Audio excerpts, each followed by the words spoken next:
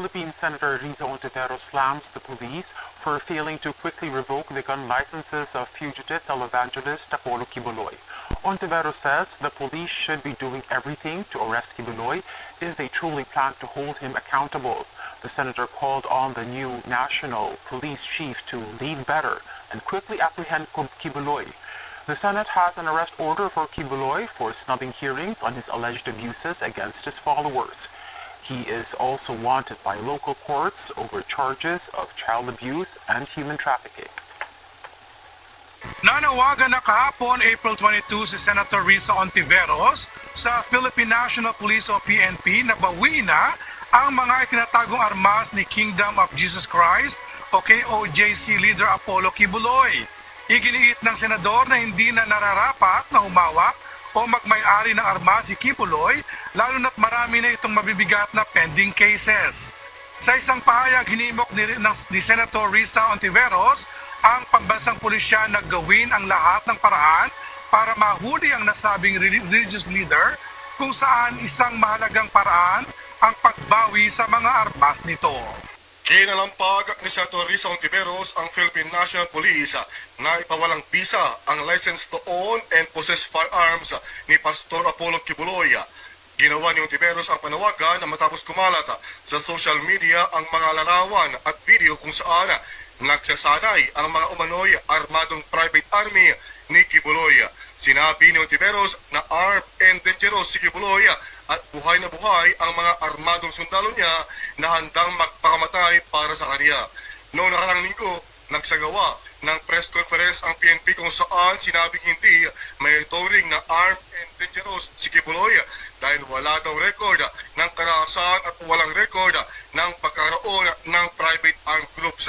Kaya ayon kay Ontiveros, alam na ng lahat sa social media na may private army si Kibuloy, pero bakit parang nagbubulag-bulagan pa ang PNP? Iginiit ng senadora na pugante na si Kibuloy kaya huwag na dapat mag-alangan ng PNP na mawiin ang mga armas niya. Kibuloy is armed and dangerous. Buhay na buhay ang mga armadong sundalong handang magpakamatay para sa kanya. Pugante na si Kibuloy, kaya huwag nang mag-alangan ng PNP na bawiin ang mga armas niya. Alam na ng lahat sa social media na may private army siya. Pero bakit parang nagbubulag-bulagan sila? The PNP should do better.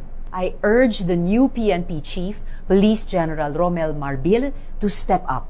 There could be a failure of intelligence if it's taking this long to locate the whereabouts of Kibuloy. 2 warrants of arrest na ang na-issue, pero hindi pa maaresto. Together with his private army, Kibuloy is a threat to peace and order in the country. Senator Risa Ontiveros urged the Philippine National Police to revoke the fugitive's license to own and possess firearms. Ontiveros said this after photos and videos of his alleged private army training with firearms circulated online. The senator insisted that Kibuloy is a dangerous person to the public right now. However, the PNP previously said they cannot easily revoke Kibuloy's gun license because he had no previous record of violence nor employing private armed groups. Kibuloy's friend, Senator Robin Hood Padilla, also opposed Ontiveros' call. Pero hindi naman natin pwedeng panghawakan ng batas na porket identified kay Pastor, kakanselihin na natin yung kanilang mga in-issue ng PNP. Wala naman silang kaso. Siguro, kasi dito sa bayan natin, hanggat hindi ka pa napapatunayan na may kasalanan, mahirap na sasabihin natin kanselahin kagad yung kanilang mga permit to carry o LTAP nila. Kasi kailangan may proseso din yun. Kailangan mapatunayan muna na sila ba ay may nagawang kasalanan. Kasi minsan yung mga ganun na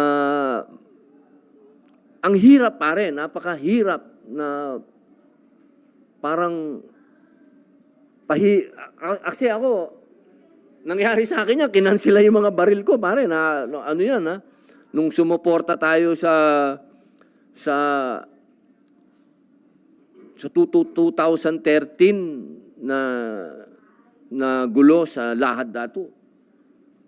Openly, sumuporta tayo sa mga tausug. Ang nangyari sa akin doon, nakansila lahat yung...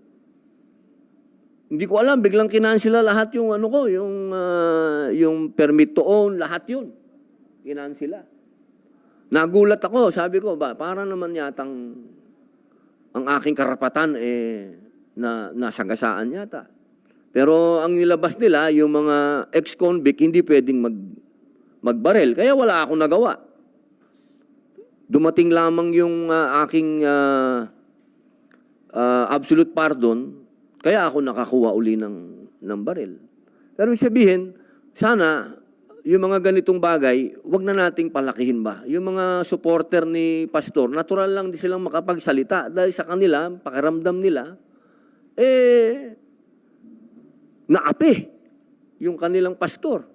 Wag lang sana, pakiusap lang natin dito sa mga kaibigan natin, maging kalmado po kayo. Hindi solusyon ang karahasan. At tandaan po natin, si Pastor ay lingkod ng Diyos.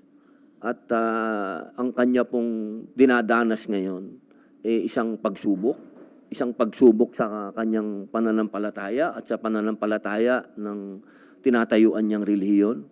At isang bagay ito na nagpapatunay na kapag malapit tayo sa pagsubok, ibig sabihin malapit tayo sa Diyos. Kaya siguro po, ang gawin na lang natin, manalangin tayo ng kapayapaan. Kung ano man ang mangyari, sumurrender man si Pastor o mahuli, sana walang karahasan na mangyari. Hindi po natin alam kung saan po yung information niya. With due respect kay Senator Hontiveros po, with respect dun sa sinasabi po niya na private army ni Pastor Kibuloy. We don't have any information on that.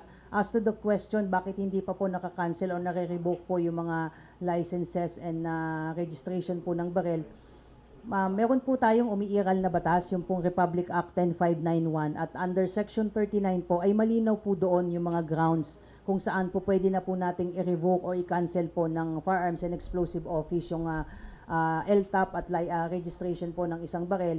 At ang isa nga po dyan, kung ikaw nga po ay nakakommit po ng isang crime involving the use of firearms. Commission of an offense under Republic Act 9165.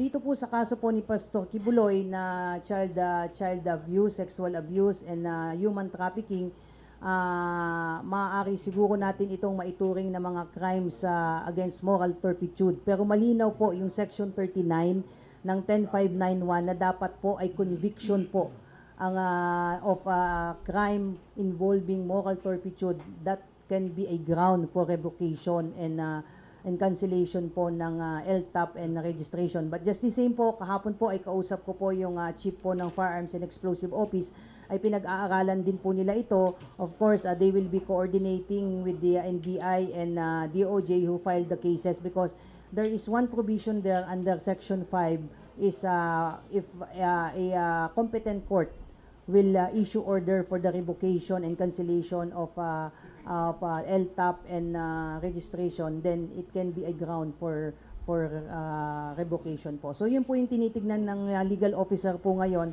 ng Firearms and Explosive Office kung based po dito sa na-file na case at pati na kayo po kung magkakaroon po ng petition before the court, then possibly this can be used for the possible cancellation po and revocation po ng LTAP and registration po ng mga remaining na mga baril po na nakarehistro po under the name of Pastor Kibuloy. Nagustuhan niyo ba ang ganitong pagtalakay? Mag-follow sa Informador FB page at mag-subscribe sa Informador YouTube channel. Ang Informador ay nilikha ng mga staff ni Atty. Ricky Tumutorgo, aka Insurrecto, upang lalong lumawak ang inaabot ng pagpapalaganap ng katotohanan at labanan ang fake news at kasi